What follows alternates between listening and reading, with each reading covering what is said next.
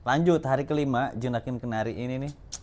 Ternyata 4 hari ke belakang itu burung kayak nggak ada progres ya. Mentok disuapin begini baru mau. Nah berarti ya udah kita coba untuk hari ini. Saya bakal cobain per 1 jam apa per 2 jam kasih dia makan sedikit-sedikit, jangan sampai kenyang, tapi biar dia kenal aja sama kita. Tuh kan kalau si pakannya disamperin begini burungnya mau makan.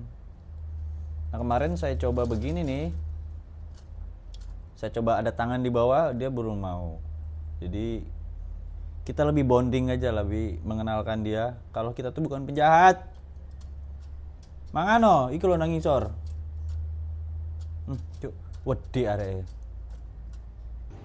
Alhamdulillah karena burungnya sering dipuasakan nih, udah mau dia makan di tangan, di telapak.